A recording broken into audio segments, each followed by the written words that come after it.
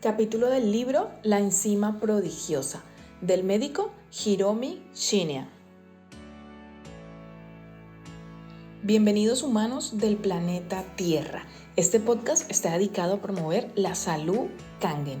Y Kangen en japonés significa volver al origen. Y nuestro verdadero origen es la armonía y sostenibilidad entre el planeta Tierra y todos los seres que habitamos en ella. Mi nombre es Sandra Suaza y el día de hoy te compartiré un capítulo del libro bestseller La enzima prodigiosa, escrito por el médico gastroenterólogo japonés Hiromi Shinya. La enzima prodigiosa. Bebe agua antes de comer. Un buen hábito que practico todos los días es beber medio litro de agua 1 hora antes de cada comida. La gente dice con frecuencia que debes de beber mucha agua para mantener tu salud, pero así como hay un tiempo correcto para comer, también hay un tiempo correcto para beber agua. Estoy seguro de que la gente que cuida plantas lo entenderá. Después de todo, un riego excesivo genera que las raíces se pudran y que las plantas se marchiten y mueran. Así como hay un momento apropiado para regar las plantas, podemos afirmar lo mismo para el consumo de agua de los seres humanos. El cuerpo humano está hecho principalmente de agua. Los bebés y los niños se componen aproximadamente del 80% de agua, los adultos del 60 al 70% y los ancianos del 50 al 60%. Los bebés tienen una piel fresca y joven porque en sus células hay mucha agua. Es muy importante para el cuerpo humano que se le abastezca de mucha agua buena. El agua que entra por la boca se absorbe por el sistema gastrointestinal antes de ser transportada a las células de todo el cuerpo a través de los vasos sanguíneos. Una mayor cantidad de agua hace que la sangre fluya mejor, promoviendo un metabolismo más eficiente. Un agua buena disminuye el nivel de colesterol y triglicéridos en la sangre. Por lo tanto, los adultos deben beber al menos de 6 a 8 vasos de agua al día y los ancianos un mínimo de 5 vasos. ¿Cuándo es el mejor momento para beber agua? Si tomas mucha agua antes de la comida, tu estómago se llenará haciendo que pierdas el apetito. Y si bebes agua durante la comida, diluirá las enzimas digestivas en tu estómago, dificultando la digestión y la absorción de la comida. Por lo tanto, si tienes que beber agua durante la comida, debes evitar beber más de un vaso en cada alimento. Aún así, hay doctores que aconsejan a la gente beber antes de ir a dormir o si se despiertan por la noche, a pesar de no tener sed, para prevenir que la sangre se densifique. Sin embargo, yo me opongo a esta práctica. No debes beber agua antes de ir a la cama si quieres evitar el reflujo. Aunque solo sea agua, cuando ésta se mezcla con los ácidos gástricos, entra en la tráquea y se inhala hacia los pulmones y corres el riesgo de que te dé una neumonía. La mejor forma de aportar agua a tu cuerpo es beberla al levantarte por la mañana y 1 hora antes de cada comida. Si es solo agua, viajará del estómago al intestino en 30 minutos y por consiguiente no obstaculizará la digestión ni la absorción. Esta es mi rutina diaria para beber agua. Beber de 1 a 3 vasos al levantarme por la mañana. Beber de 2 a 3 vasos 1 hora antes de comer. Y beber de 2 a 3 vasos 1 hora antes de cenar. Por supuesto que esta es solo una forma de hacerlo. En el verano todo el mundo necesita más agua, en especial aquellos que sudan mucho. Sin embargo, quienes tienen sistemas gastrointestinales débiles pueden sufrir diarreas si beben demasiada agua. La cantidad de agua que necesita una persona difiere dependiendo su complexión y se tiene que determinar la cantidad adecuada para cada cuerpo. Si beber 6 vasos de agua te causa diarrea, entonces debes bajar a 1,5 vasos 3 veces al día y aumentar la cantidad con el tiempo. Durante la temporada de frío, calienta el agua ligeramente y bébela despacio. Beber agua fría enfriará el cuerpo. Se dice que la temperatura del cuerpo a la cual trabajan mejor las enzimas es entre los 36 y los 38 grados. Más aún si la temperatura del cuerpo sube 1 grado dentro de este límite, se dice que el sistema inmunológico aumenta su eficiencia en un 35%. Yo estoy convencido de que la fiebre aparece en las enfermedades como parte de las defensas naturales del cuerpo, porque el aumento de la temperatura corporal activa estas enzimas. El agua y las enzimas madre son buenos aliados.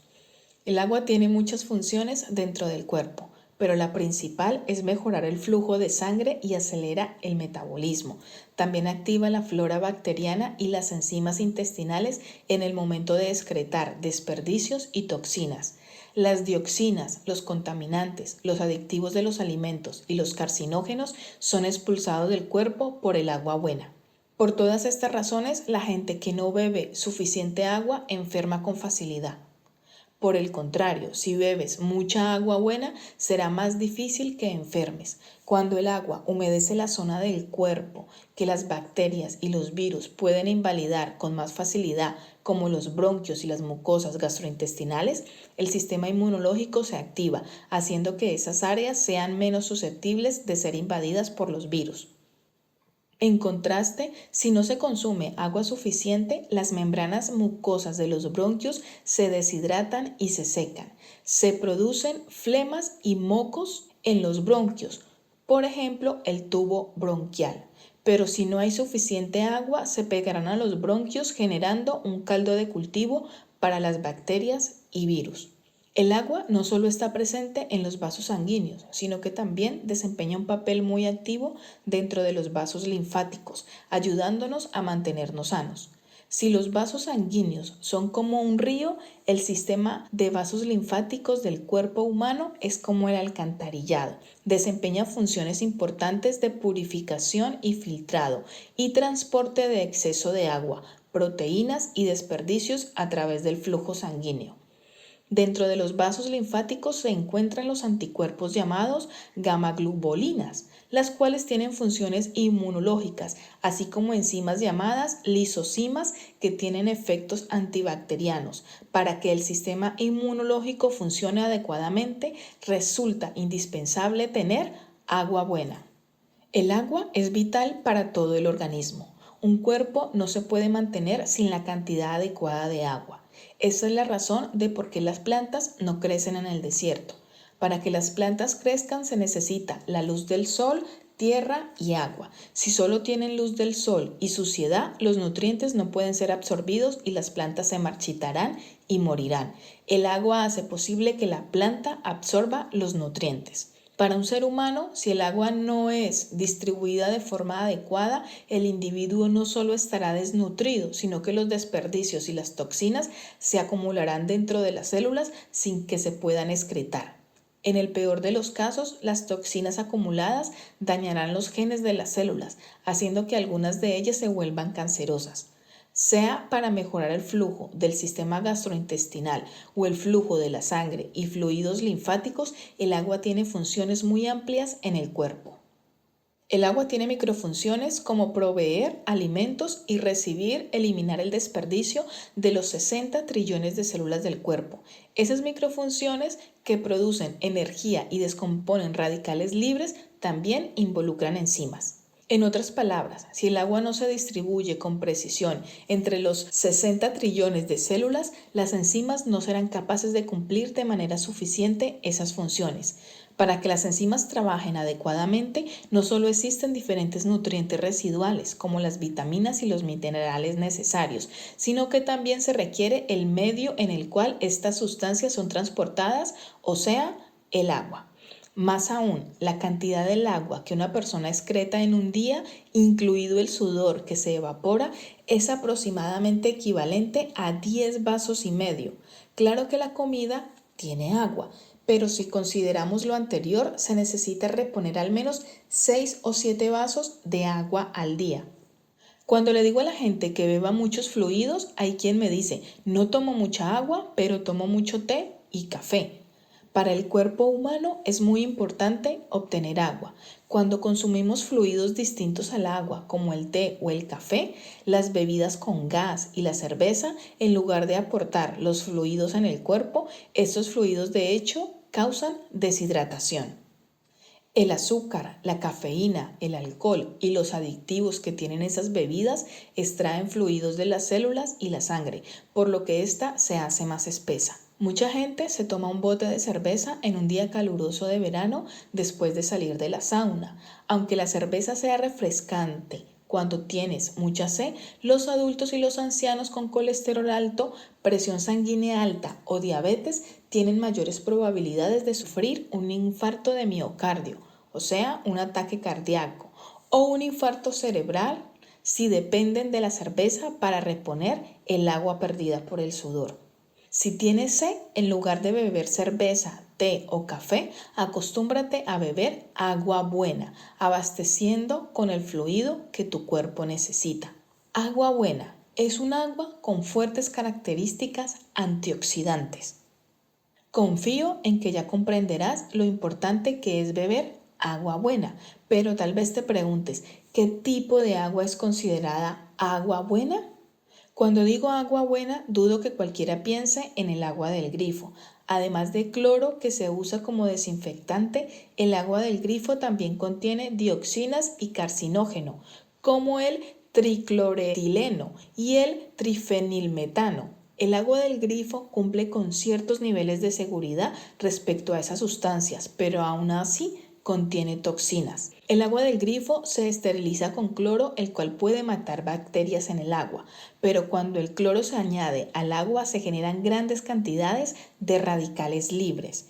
Los microorganismos se mueren como resultado de esos radicales libres y por lo tanto la gente considera que el agua esterilizada está limpia. Pero aunque los microorganismos se mueran cuando se utiliza este tipo de esterilización, el agua del grifo se oxida con este proceso. El nivel de oxidación en el agua se puede medir con algo llamado el potencial eléctrico de oxidación-reducción. La oxidación mala para el agua es el proceso en el cual los electrones se separan o son tomados de las moléculas. La reducción, que es positiva, es lo opuesto, ya que las moléculas reciben electrones. Basado en la medición de la fluctuación de electrones, se puede determinar si el agua oxidará o reducirá otras sustancias. Por lo tanto, cuanto menor sea el potencial eléctrico, mayor poder reductor tendrá el agua. Por ejemplo, el poder para reducir otras sustancias. El agua con mayor potencial eléctrico tendrá más posibilidades de oxigenar otras sustancias. Por lo tanto, ¿cómo encontramos agua buena con un alto poder reductor? Puedes usar medios eléctricos para crear agua con fuerte capacidad reductora, como es el caso del agua Kangen. Existen purificadores que ionizan y crean este tipo de agua a partir de electrólisis. Los purificadores de iones alcalinos y de iones negativos también usan el mismo mecanismo para producir agua con poder reductor, pero cuando tiene lugar la electrólisis, minerales como el sodio y el magnesio del agua atacan los cátodos. Entonces, el agua que se trató eléctricamente puede captar más minerales. Más aún, cuando ocurre la electrólisis, se produce hidrógeno activo que puede eliminar el exceso de radicales libres del cuerpo. Cuando el agua pasa por estos purificadores, el cloro y las sustancias químicas encontradas en el agua del grifo se eliminan. El resultado es lo que yo llamo agua buena, pura, limpia, alcalina y con muchos minerales. Recientemente, la gente ha comenzado a hablar sobre pequeñas moléculas de agua llamadas racimos, como un requerimiento para tener agua buena. Pero en la actualidad, las opiniones se dividen sobre los pros y los contras de estos racimos, por lo que no hay todavía un acuerdo claro de este tema. Para ponerlo en otras palabras, el agua buena significa agua con fuerte poder reductor que no ha sido contaminada con sustancias químicas. Hay muchas marcas de agua mineral, tanto locales como importadas. Entre los minerales encontrados en el agua, el calcio y el magnesio son particularmente importantes para los seres humanos. De hecho, el equilibrio entre estos dos minerales es muy importante. El calcio que entra en el cuerpo no se va con los otros fluidos fuera de las células, sino que permanece dentro de ellas. Cuando el calcio se acumula en las células, se vuelve una causa de arteriosclerosis y presión sanguínea alta. Sin embargo, la cantidad adecuada de magnesio consumida al mismo tiempo puede evitar el exceso de acumulación de calcio en las células. La relación adecuada entre calcio y el magnesio se dice que es de 2:1. El agua de los océanos profundos que contiene mucho magnesio y el agua dura puede llamarse también agua buena porque además de magnesio y calcio también contiene hierro, cobre, flúor y otros minerales. De paso, la dureza del agua se puede determinar utilizando la siguiente fórmula: cantidad de calcio por 2.5 más cantidad de magnesio por 4,1, que es igual a la dureza. Si el valor mineral del agua está por debajo de 100 se considera agua suave y si está por encima de 100 se llama agua dura. Pero lo que debes cuidar de estas aguas minerales es si han sido envasadas en PET o en plástico durante mucho tiempo, porque su poder reductor gradualmente decrece. Más aún, si todo el agua que bebes es mineral, te resultará muy costosa en tiempo y dinero. Para beber bastante agua buena todos los días y hasta usarla para cocinar, creo que es necesario comprar y utilizar un purificador con fuerte poder reductor. También cuando se consume el agua fría, tu cuerpo trata de calentarla lo antes posible por diferentes medios para llevarla a la temperatura del cuerpo. De hecho, beber agua y estimular los nervios simpáticos es parte del sistema que produce energía para elevar tu temperatura corporal. Sin embargo, ten en cuenta que tratar de aumentar el consumo de energía mediante la ingestión de agua helada tendrá el efecto opuesto. Esto sucede porque cuando el agua enfría el cuerpo de golpe, provoca diarrea y otros problemas físicos.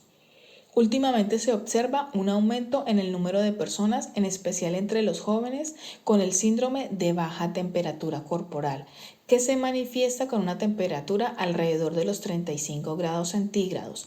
Esta temperatura baja del cuerpo puede tener varios efectos negativos. La temperatura normal de una persona sana es alrededor de 37 grados centígrados, pero cuando es menor el metabolismo baja un 50%.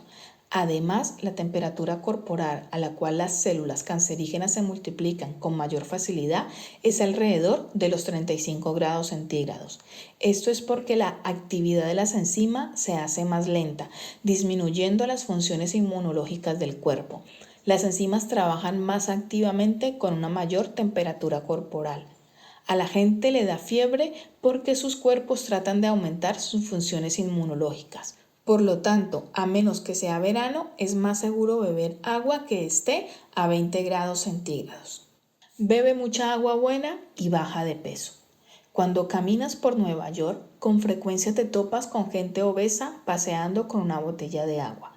Esto es porque se piensa que beber mucha agua es efectivo para su dieta. La idea de perder peso con el simple hecho de beber agua puede sonar ficticia, pero tiene cierta verdad. Cuando bebes agua, los nervios simpáticos se estimulan activando el metabolismo energético e incrementando el consumo calórico que provoca la pérdida de peso. Cuando estimulas los nervios simpáticos, se secreta adrenalina. La adrenalina activa la lipasa, que es sensible a las hormonas y que se encuentra en el tejido graso, la cual descompone a los triglicéridos en ácidos grasos y glicerol, haciendo más fácil que el cuerpo queme la grasa acumulada. Existen estudios que muestran cuánto aumenta el consumo calórico al beber agua. De acuerdo con estos estudios, el beber un poco más de 2 vasos de agua 3 veces al día aumenta el número de calorías quemadas en el cuerpo hasta el 30%.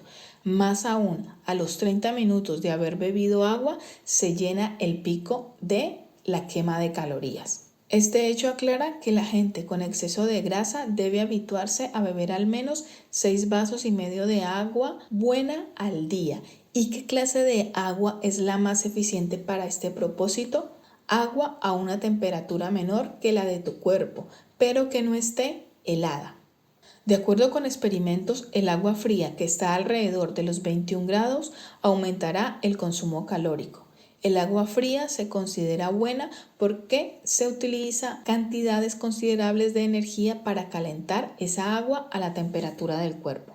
El cuerpo humano está equipado con diferentes medios para estabilizar su temperatura. Por ejemplo, cuando vas al baño y orinas en una mañana fría, te dan escalofríos.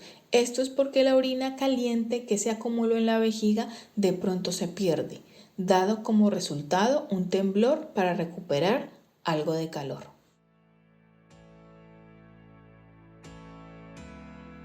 Y eso ha sido todo por hoy.